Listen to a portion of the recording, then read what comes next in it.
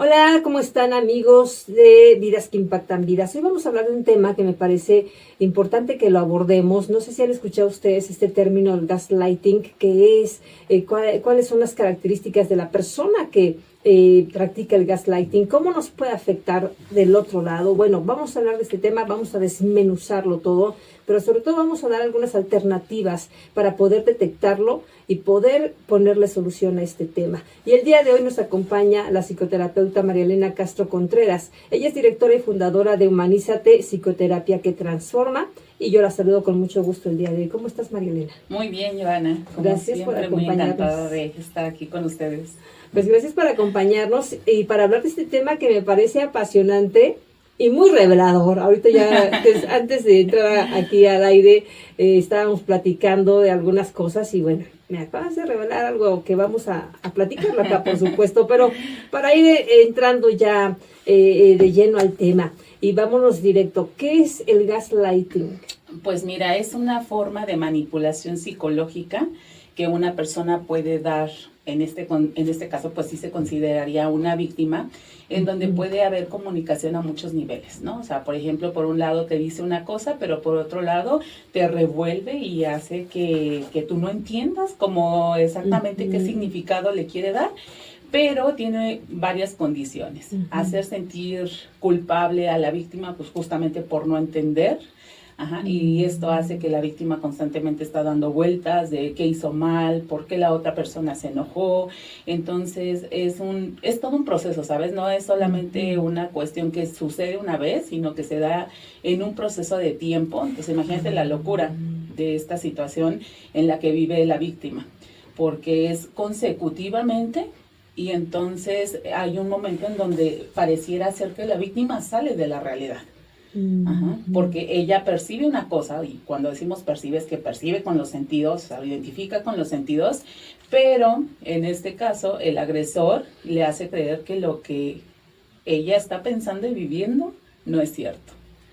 Ok, o sea, como es una especie de manipulación. Claro. ¿No? Sí. Para hacerte sentir culpable, que tú estás mal, estás loca, es una olvidadiza, no pones atención y te hacen sentir como la que eres incapaz de muchas cosas. Así también, es, ¿no? Justamente todo esto, fíjate, no son acciones fragmentadas, sino más bien ya en el estudio de este tipo de violencias se llaman técnicas. ¿Y por qué se llaman técnicas? Porque el agresor las va estructurando. ¿Es consciente siempre el agresor de esto? Sí, sí es consciente. Y puede crear estos mecanismos, por eso son técnicas. Crea estos mecanismos para atrapar a la víctima de esta violencia. Ok. O sea, estamos hablando de este tipo de comentarios, ¿no? De que estás loca, no fue cierto, o así no lo dijiste, qué sé yo. O sea, si es como casos aislados, es como que hasta cierto punto normal. Esto estamos hablando de que ya es como una constante en la que todo el tiempo te hacen dudar de lo que tú piensas o de lo que dices. Exactamente, exactamente. E incluso, fíjate, ahorita ya no recuerdo muy bien de qué temporalidad es esta película, pero es muy popular justamente porque evidencia muy bien esta película de Luz de Gas. Cómo es el proceso del agresor y cómo es el proceso de la víctima, en donde pareciera que cae en una locura. Pero es una película que así se llama, Gaslighting, y la puedes encontrar en YouTube. La voy a buscar. Sí, búscala. Está súper genial. Y digo súper genial porque prácticamente, por ejemplo, cuando se trabaja con una víctima, lo que tiene que hacer esta víctima es reconocer que ella estaba en la realidad. Entonces, es muy buena exposición para poderle mostrar a la víctima cómo opera el agresor. Ok, sí, también para entender nosotros qué es esto del gaslighting, cuáles son las características. Bueno, ya nos decías, es una persona manipuladora sin duda, pero ¿qué otras características puedes darnos para clarificar más que tenga una persona que le gusta hacer esta práctica? Pues la mayoría de las veces no siente culpa. Entonces, la culpa para el ser humano es una emoción muy importante porque justamente nos permite vivir en la sociedad de manera adaptativa, pero si tú vas a hacer algo que puede causarle daño a una persona, pues te detienes porque la culpa te hace detenerte. Pero muchas de estas personas no sienten culpa. O si ya lo hiciste, te sientes mal, ¿no? Exactamente, ajá. Pero ellos sí. no. Y la culpa sirve como reparadora. Claro. ¿no? Entonces hice esta situación que a lo mejor no contribuyó al bienestar, al contrario, de otra persona, y entonces puedo tener esa oportunidad de reparar. Sin embargo, está dentro de las psicopatías, ¿no? Un psicópata, no todos, pero muchos de ellos sí no sienten culpa. Otra característica es que no sienten empatía. ¿no? O sea, te pueden causar daño, sí pueden leer la empatía. O sea, sí pueden ver que tú estás sufriendo, que tú estás en una confusión terrible, sí, y justamente pues eso es lo que le hace revisar si su técnica tiene que ser más combativa o no tanto, ¿no? O sea, qué tanto tiene que tirar a matar. Entonces, sin embargo, cuando lo hace, él no siente remordimiento, ¿no? Y que este factor es muy importante para que se dé justamente el proceso del gaslighting, porque al no sentir culpa, pues entonces nunca va a ser responsable de nada. Entonces, ¿quién es la responsable? Es la víctima. Ajá. Entonces, es lo que le hace creer. Es lo que le hace creer. Es lo que le hace creer. O sea, es como estos narcisistas también, así como que todo yo, y no me siento mal si te estoy humillando, haciéndote sentir nada, algo parecido. Sí, el narcisismo es una psicopatología. Entonces tenemos diferentes tipos de psicopatologías. El narcisismo entra dentro de esas psicopatologías. ¿Qué otra característica podríamos decir que tienen estas personas que les gusta practicar el gaslight? Pues son encantadores. Son encantadores, son seductores en el proceso, porque es todo un proceso, por eso hablamos de técnicas. Esta persona utiliza técnicas y las perfecciona. Entonces pues imagínate, si tú supieras que hay una persona que te va a violentar, tú te irías con esa persona. No, claro que no. Menos que estuviera súper mal, ¿no? Pero estas personas se acercan a la víctima, pues muy seductoras, ¿no? O sea, con mucha, ¿sabes? No es que lo sean, pero es parte de la estrategia. Con mucha empatía, a veces con desborde de amor, ¿no? Y de repente ese amor se lo quita. Sí. Entonces, dejando pues una vivencia de locura en las personas que lo viven, ¿no? Estoy pensando, María Elena, con eso que nos dices, me quedo pensando, ¿seremos más víctimas las mujeres de esta técnica del gaslighting? Sí. Luego, ¿por qué? Porque dicen que a las mujeres nos gusta, ¿verdad? Que nos endulcen el oído. Y me imagino estas personas encantadoras hacen eso, o sea, hablarte bonito, con palabras, te van envolviendo. Sí. Entonces, a ellos les gusta mucho que les venere su inteligencia. Entonces, obviamente van a mostrar esa inteligencia, aunque no siempre la tienen, ¿no? Pero como son cautivadores, son seductores y aparte hay mucha ráfaga de amor. Pensándolo en parejas, ¿no? Porque esto también lo podemos ver en otros espacios como los laborales. Sí, claro. Pues si no, ¿dónde más se van a relacionar estos psicópatas? Así es. Entonces, pues hay mucha ráfaga de amor, ¿no? La persona queda totalmente cautivada, pero sí es importante, y lo vamos a ver cuando lleguemos ya al proceso de recuperación de la víctima, que pues nada de eso fue cierto.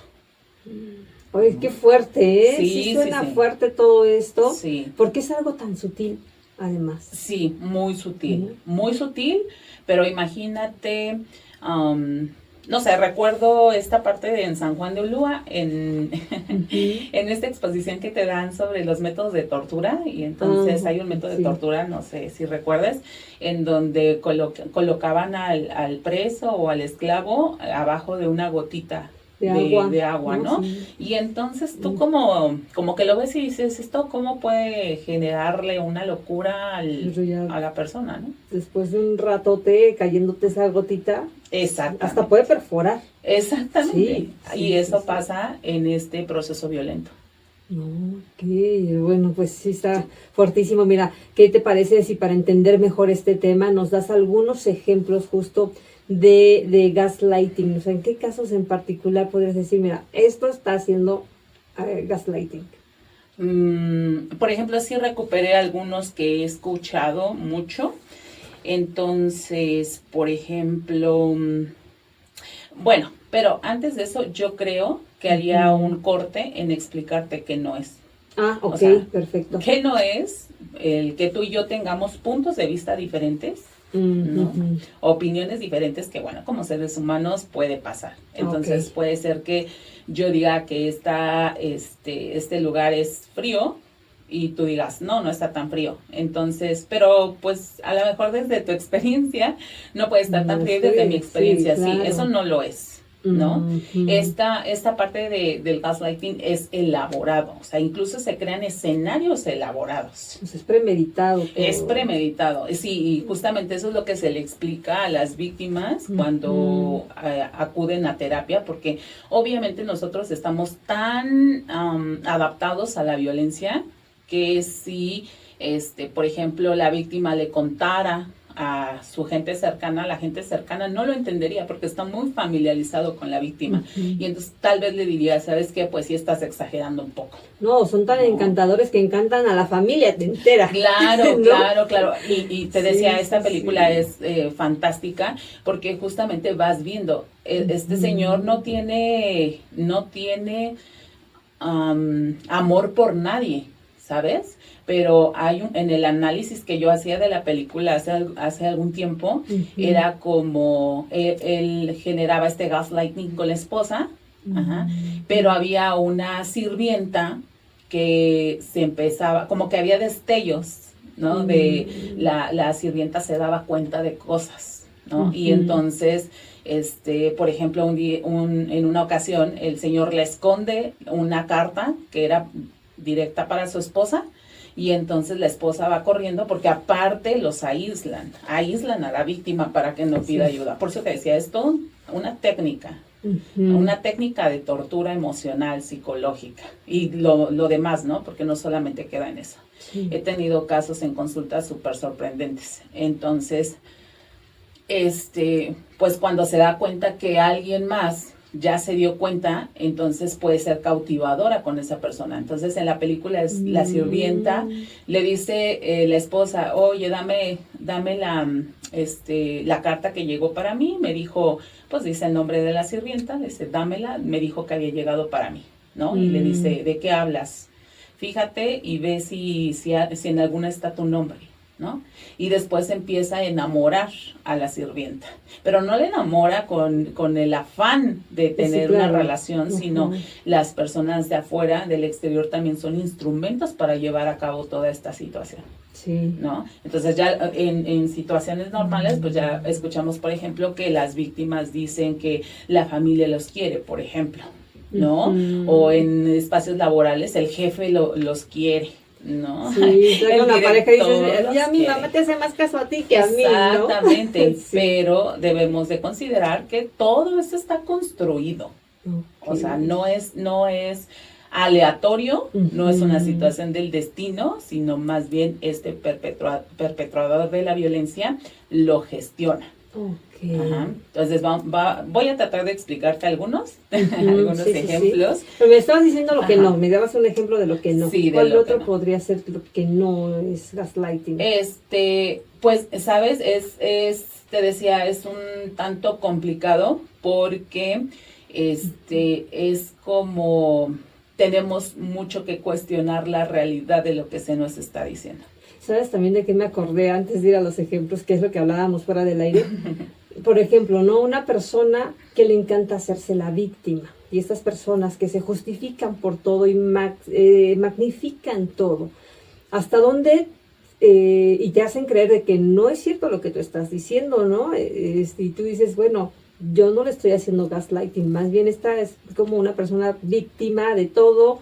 Se justifica de todo y magnifica todo. Pero dice que eres tú el que está diciendo. O sea, hasta dónde siento que es algo muy subjetivo, ¿no? Sí, y justamente lo que en el proceso de recuperación de la víctima, lo que tiene que revisar esta misma es regresar a la realidad, ¿sabes? Porque hay víctimas que sí tienen un nivel de conciencia todavía, ¿no?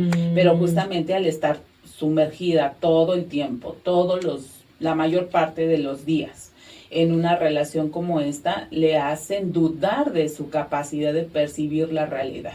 Okay. Entonces, por ejemplo, si yo estoy diciendo, no, es que yo no rompí el teléfono, ¿no? Uh-huh.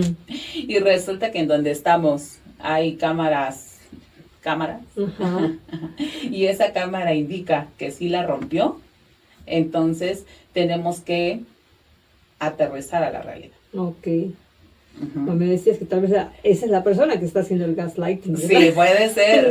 No profundizamos, pero claro, pensando en esta parte en donde la persona agresora nunca va a tener responsabilidad. Justamente por eso no mejora. Ya hablábamos que no siente culpa, no genera empatía con la otra persona. Entonces, imagínate, para que te diga, oye, sí es cierto, la regué, habría que sentir culpa. Habría que tener empatía porque sabe que te está metiendo en problemas pensando en espacios laborales. Uh-huh. Ajá. Pero esta persona no lo siente. Difícilmente. Uh-huh. Entonces, lo más estratégico es como regresar a la realidad. ¿No? O sea, confía en tus percepciones. Uh-huh. ¿No?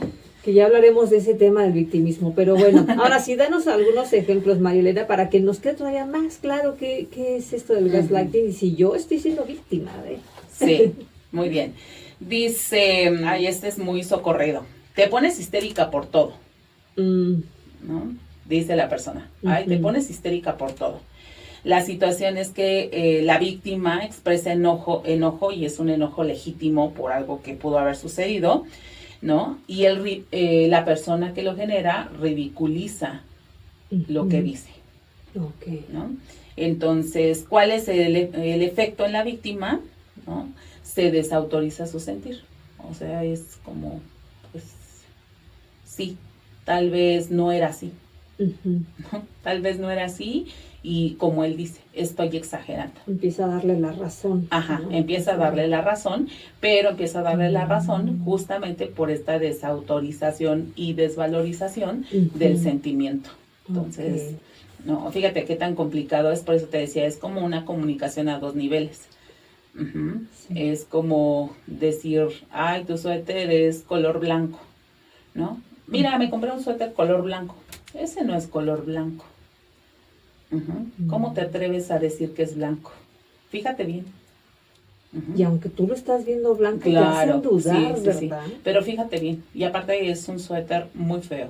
O sea, hay es una metralla de agresión a la persona, entonces hay un punto que como va directamente a impactar, ¿no? en la percepción, pero en la autoestima, va a vulnerabilizar la autoestima de la persona, entonces la persona dice, oye, pues ya mejor no le digo nada, o creo que sí, e incluso, pues tú no lo estás viviendo, ¿no? Pero probablemente la persona iría a cambiarse de suéter. Ok. ¿No? Tú tienes, y esta está genial, siempre en temas de pareja, cuando atiendo por primera vez a las mujeres y entonces es como sacaron la terapia de pareja, pero al final solamente llega la mujer y entonces ¿y por qué no vino? O sea, entendí que íbamos a hacer una terapia de pareja, ¿por qué no vino tu pareja? Sí. Pues porque me dijo que yo era el problema, que él no. Okay. Entonces, justamente es como, puede ser que ella señale algo injusto, ¿no? Pero él responde patologizando, ¿no? O sea, ¿por qué tendría que ir yo si la del problema eres tú? ¿No? La que siempre estás, mira, yo ni estoy haciendo nada, yo vengo bien, pero tú empiezas a querer pelear. Tú empiezas a cuestionarme y pues tú sabes que eso me hace enojar. Entonces, pero ves que eres muy agresiva. Entonces ya la patologiza. Entonces otra vez la persona dice, pues se desorienta, ¿no? Sí. Porque ya no sabe si sí es cierto o no es cierto. Sí, probablemente sea yo la del problema. Es que son muy hábiles estas personas. Sí, ¿verdad? Son hábiles. Okay. Son hábiles, pero aparte tienen el tiempo para generar la técnica. Sí. Ok, uno más que nos des y ya nos vamos también a otra cosa para ir viendo qué podemos hacer. Pero otro ejemplo. Esta también. Estás loca, ¿no? Y todos lo saben. ¿No? Entonces, sí. Muchas somos víctimas Sí, de gaslighting. estás loca y todos saben. Y fíjate que esto es un ejemplo de seguir manteniendo a la víctima ahí porque le genera miedo y vergüenza a la víctima. Entonces, ¿sabes? He escuchado estas personas agresoras, ¿no? Hace poco hablábamos de un caso de un hospital con unas colegas con las que trabajamos supervisión en terapia de pareja, y entonces esta cuestión es en donde el marido viola a las hijas, ¿no? Todas las hijas. Ajá. Entonces, pues ya llegan al hospital porque una hija comete un intento de suicidio que es pues fallido, ajá, no se consuma. Y entonces la trabajadora social le dice pues que denuncie, ¿no? Si ella ya sabe cuál es la característica y ha abusado de las 4 hijas, bueno, esto ya no es abuso, sino es ya una violencia sexual, llamada violación. Entonces que la denuncie, y entonces le dice no, porque él es muy poderoso, ¿no? Entonces estas expresiones como estás loco y todos lo piensan así, las derivaciones serían nadie te va a creer, ¿no? O si tú vas y me denuncias, entonces yo tengo mucho dinero y yo vas a ver que no me va a pasar nada. Aunque en mucha realidad no va a ser así. O sea, claro, sí, en ciertos casos puede ser que sí se genere, pero la persona no es muchas veces tan poderosa como lo piensa. Meten mucho miedo estas personas, ¿verdad? Sí, para que la víctima no salga. Ok. ¿Cuáles podríamos decir, o sea, cuáles son los alcances del gaslighting? ¿Cómo puede afectar a la víctima de esta situación? Pues desorientación, o sea, imagínate, la víctima es como si viviera en una locura. No, es que no es como si vive en una locura, porque ella percibe algo y por el otro lado es completamente diferente lo que le dicen que debe de percibir. Entonces puede verse reflejado en mucha sintomatología física. Como por ejemplo. Pues problemas estomacales, nerviosismo. Sí, porque al final del día la víctima está en modo sobrevivencia, ¿no? Y bueno, ni te cuento, pero estos agresores incluso han sometido a sus parejas. Hace algunos años revisaba un caso de un hombre que había sometido a su pareja a cirugías estéticas, por ejemplo. Wow. Entonces, pues tiene alcances muy significativos porque lo que logran es que la persona ya no tenga como esta fuerza psíquica para resistirse, ¿no? O sea, intenta resistirse, pero el intento de resistencia ya no es tanto cuando pues vamos a evaluar el tiempo que lleva en esta relación. Sí, es que está desvalorizada completamente. No tiene nada de autoestima esta persona, no tiene esa valía, ¿no? Ya no se la da a ella, y todo lo que dice la otra persona, la agresora, es ley. Está sola. Ella. Está sola. Ajá, ¿no? Está sola. Por lo mismo, porque pues en nuestra sociedad el decir que vivimos violencia también es muy vergonzoso, ¿no? Porque lo que dice la gente es, está tonta o lo permite, pero no, va mucho más allá de permitirlo, ¿no? Es todo son técnicas, ni siquiera es una, ¿sabes? Son técnicas que utiliza la persona para mantenerte ahí. Sí. Oye, María Elena, ¿y cómo una persona se da cuenta, ¿no? Te dice, necesito terapia porque esto no está bien? Sí, vive en esa otra realidad. O sea, ¿en qué momento se puede alguien dar cuenta de una situación así para pedir ayuda? No se da cuenta. Llegan a terapia por otras cuestiones. Pero así que digamos, estoy viviendo violencia. No llegan así. Llegan porque están deprimidas, llegan porque están ansiosas, que justamente son estilos de afrontamiento ante situaciones de sobrevivencia. Porque es así literal, sobrevivencia, Ujú. ¿no? Incluso si ahorita tuviéramos el violentómetro, ¿alguna vez tuviste oportunidad de revisar el violentómetro? Sí. Ajá, entonces siempre hay una posibilidad, dependiendo qué tan malévolo sea este psicópata, hay posibilidad siempre de muerte, ¿no? Sí. Y ahí, por ejemplo, tenemos los casos de feminicidio. Entonces, las personas no lo van a ver como violencia, lo van a ver como estoy deprimida, tengo algunos problemas de pareja, o pues ya si en una ocasión me invitas para hablar sobre las relaciones con narcisistas, Sí, claro que sí, vamos a hablar de ese tema. Sí, vamos a ver cómo de repente este psicópata se desaparece, ¿no? Entonces, primero mucho amor, luego restringe amor y luego es intermitente el amor, porque es importante la intermitencia en el amor, ¿no? Entonces, para que tú no te vayas. Entonces, ¿por qué? Porque si te dejan todo el tiempo sufriendo, entonces no te quedas, empiezas a cuestionar más. A lo mejor no me quiere, a lo mejor ya no soy importante, y la víctima puede tomar una decisión, ¿no? Pero de vez en cuando él se acerca contigo y te dice, ¿por qué no estamos bien si yo te amo? Sí, es que es esa manipulación, sí, ¿no? De estira y afloja, te doy, pero después te quito, sí. Y después estás sufriendo porque te quité y otra vez te tengo tranquilita, y ese juego, ¿verdad? Es un juego, pero muy malévolo. Entonces, muchas mujeres llegan a terapia, pero en esta situación de duelo. Es que yo lo extraño mucho, ya pasaron 5 años y yo lo sigo extrañando. Entonces, sí, mucho tiempo.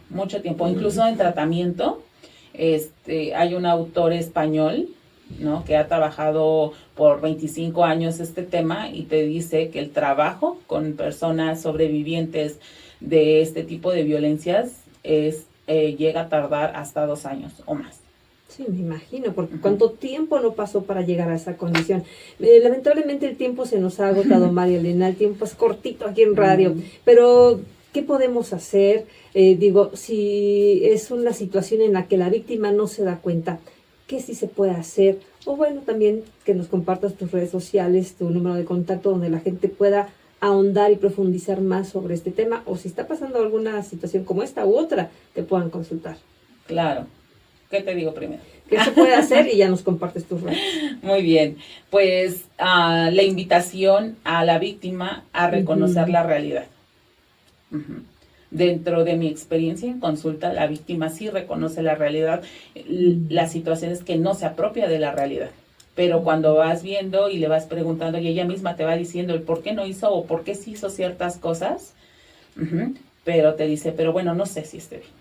No, sí sabes, porque lo analizaste, o sea, hiciste un proceso consciente muchas veces para la toma de una decisión. Entonces, es esta parte, reconocer la realidad de la relación, ¿no?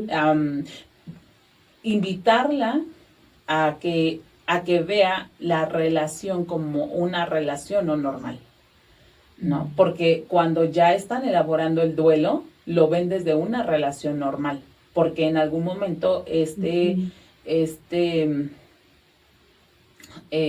esta persona, en el primer encuentro hubo mucho amor. Bueno, danos un último punto y ya cerramos con redes sociales. Aplicar el contacto cero, muy complicado porque también tiene impacto a nivel neurológico, pero el contacto cero es muy importante. Claro, sí.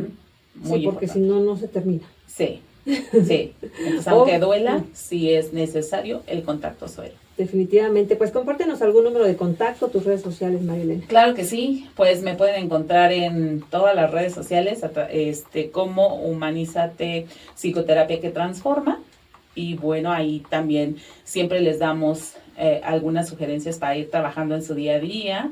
Y pues próximamente también decirte a ti y a tu auditorio que vamos a tener un taller virtual el 22 de noviembre, sobre cómo calmar la mente, ¿no? Cuando no puedes dejar de pensar.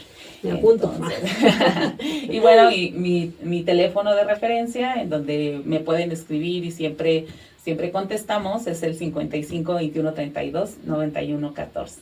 Excelente. Pues yo te agradezco muchísimo, María Elena Castro Contreras, directora y fundadora de Humanízate, Psicoterapia que Transforma, por estar con nosotros para abordar estos temas que sin duda es necesario conocerlos, ser consciente de ellos, para que empiece nuestro verdadero camino a nuestro bienestar.